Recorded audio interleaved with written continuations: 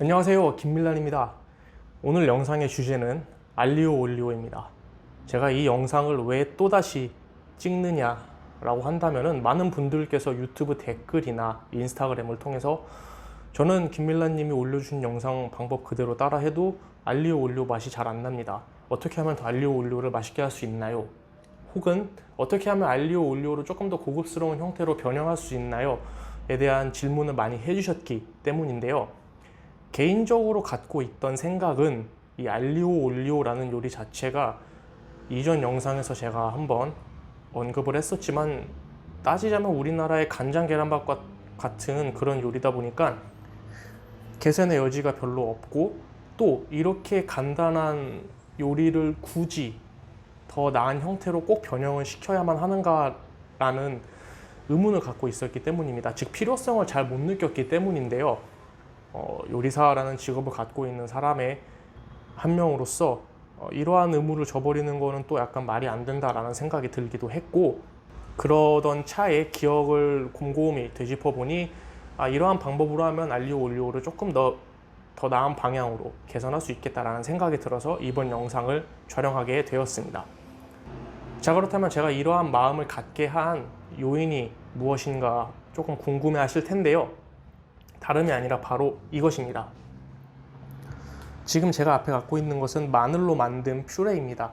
마침 시장에 갔더니 요즘 햇 마늘이 나올 시즌이다 보니까 아직 건조시키지 않은 신선한 마늘들이 시장에 나와 있어서 그거를 보자마자 떠오른 아이디어인데요. 사실 제가 이제 레스토랑에서 근무를 하던 시절에 이러한 형태의 마늘 퓨레를 정말 많이 사용했었습니다. 왜냐면은 많은 요리에 다져진 마늘을 넣는 그런 재료나 준비 작업들이 많이 있었는데, 이게 사람의 입맛이라는 것이 개개인이 다 다르다 보니까 일하는 사람이 바뀌거나 혹은 같은 사람이 하더라도 컨디션의 차이에 따라서 맛의 결과물이 좀 달라지는 경우가 많다 보니까 그러한 편차를 줄이고자 일관성을 위해서 이렇게 마늘을 익혀서 퓨레 형태로 만들어서 많이 사용을 했었는데요. 또 마침 예전에 이탈리아 요리 채널인 이탈리아 스퀴스타에서도 밀라노에 있는 미슐랭 2스타 레스토랑인 일 루오고 디 아이모의 나디아이 셰프, 알레산드로 네그리니 셰프가 마늘 퓨레를 이용한 알리오 올리오 영상을 또 올린 적이 있었기 때문에 거기에 아이디어에서 착안을 해서 이번 영상을 찍어보려고 합니다. 물론 해당 영상에 있는 마늘 퓨레와 제가 오늘 여러분들께 알려드리는 마늘 퓨레는 만드는 방법에서 차이가 있습니다. 기본적인 조리 방법에서부터 차이가 있고, 당연하게도 결과물에서도 제가 오늘 만드는 마늘 퓨레가 훨씬 더 마늘 향이 강하고, 또 우리나라 사람들이 더 좋아할 만한 구운 마늘의 풍미가 훨씬 강하기 때문에 아무래도 이 마늘 퓨레를 이용한 알리오 올리오를 만든다면은 여러분들께서 훨씬 더 만족할 만한 알리오 올리오 스파게티 결과물을 얻으실 수 있을 거라고 생각을 합니다. 자, 그럼 어떻게 만드는지 지금부터 하나하나 알아보도록 하겠습니다. 제가 준비한 재료는 햇 마늘입니다. 요즘 시장을 돌아보면 이탈리아에선 햇 마늘을 많이 볼 수 있는데요. 보시다시피 줄기 부분이 아직도 녹색빛을 띠고 있고 마늘알이 껍질 안쪽에 꽉 차서 껍질을 벗기기도 어렵습니다. 하지만 마늘의 알싸함이나 매운맛은 저장 후 건조한 마늘, 즉 시중에서 일반적으로 판매하는 마늘에 비해 강하지 않은 상태입니다. 오늘은 이 햇마늘을 이용해서 마늘 퓨레를 만들고, 이 마늘 퓨레를 이용하여 여러분들이 그토록 원하시던 더 맛있고 더 고급스러운 형태의 알리오 올리오를 만들어 보도록 하겠습니다. 먼저 마늘은 마늘 줄기와 마늘 통을 분리해 줍니다. 마늘 줄기 부분 역시 버리지 않고 사용할 겁니다. 왜냐면 마늘 줄기 부분에도 은은한 마늘 향이 나기 때문입니다. 줄기는 적당한 크기로 자르고 마늘 통은 가로로 2등분 해줍니다. 마늘 모양을 보니 난지형 마늘 같아 보이네요. 자, 이제 냄비에 마늘을 깔고 그 위에 마늘 줄기를 넣습니다. 그리고 이 냄비에 엑스트라 버진 올리브유와 식용유를 1:3의 비율로 채워서 오븐에서 저온에 익혀 마늘 콩피를 만들 겁니다. 올리브유에 식용유를 섞어 사용하는 이유는 올리브유의 맛은 어느 정도 챙기면서 마늘의 향이 올리브유로 인해 덮이는 것을 피하기 위함입니다.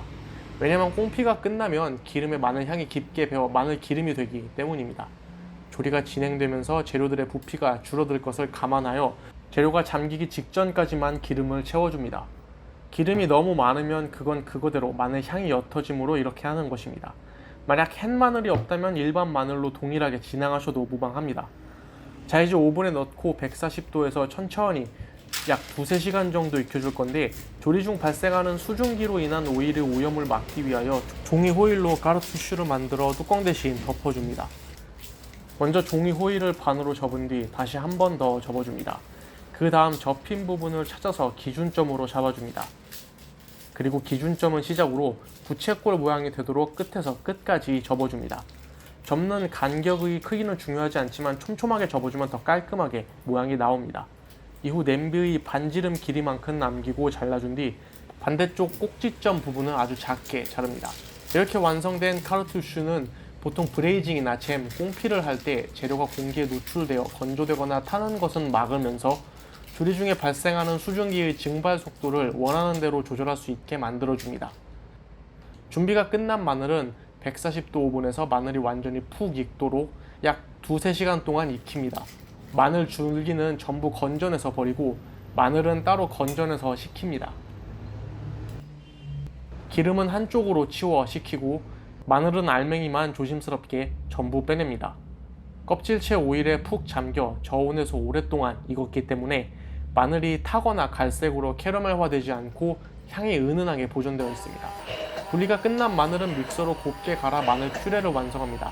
이렇게 완성된 마늘 퓨레는 마늘이 맛과 향이 농축되어 있어 조미료처럼 조리 중 아무 때나 필요한 만큼 넣어 부담 없이 사용할 수 있습니다.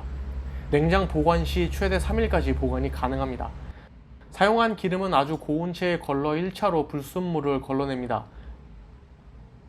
그리고 걸러낸 기름은 다시 한번 페이퍼 타올이나 커피 필터를 이용하여 걸러줍니다. 이렇게 불순물을 최대한 걸러내어 투명한 마늘 기름만을 분리합니다. 걸러낸 마늘 기름은 그늘진 곳에서 상온 보관합니다. 자, 지금부터 파스타를 만들어 볼 건데, 오늘 알리오 올리오는 특별한 조리 테크닉이 필요하지 않다는 것을 여러분들께 보여드리고자 이렇게 엄청 많은 양의 물에 스파게티를 삶아서 진행하겠습니다. 파스타의 전분이 핵심 요소가 아니라는 것을 보여드리고자 함입니다. 제가 항상 말하지만 파스타에서 나오는 전분은 면수를 활용하는 것보다 팬에서 조리하면서 나오는 양이 훨씬 더 큰 영향력을 갖고 있습니다. 파스타가 익는 동안 소스를 준비해 봅시다.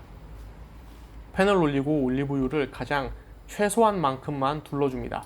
딱 재료를 가열할 만큼만 둘러주고 반으로 잘라 씨를 제거한 뒤 잘게 채썬 홍고추를 넣고 볶습니다.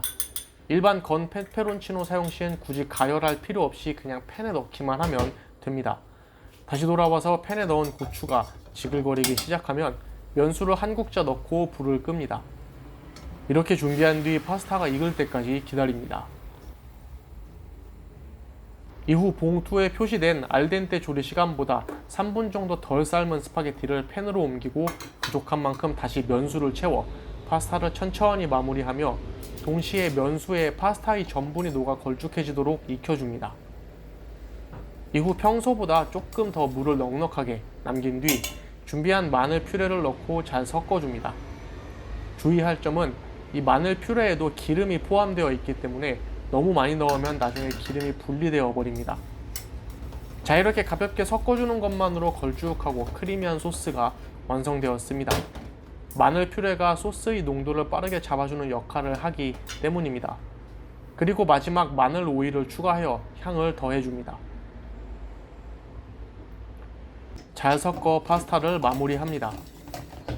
만약 기름이 너무 많다면 불을 강불로 켜고 물을 추가하면서 빠르게 끓이면서 잘 섞어주면 분리되었던 소스가 다시 유화되니 참고하시길 바랍니다.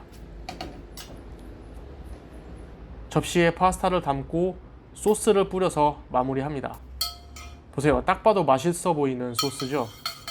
이제 알리오 올리오 유화가 어쩌니 저쩌니 그만하시고 이 방법으로 만들어 보세요. 여기에 취향에 맞게 엔초비나 파르미지아노 레지아노를 뿌려 먹어도 됩니다.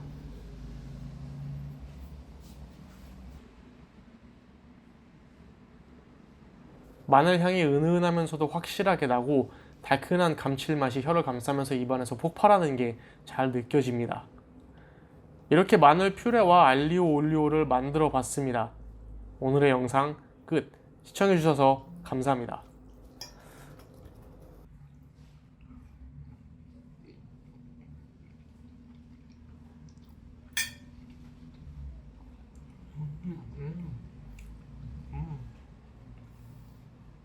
어때요?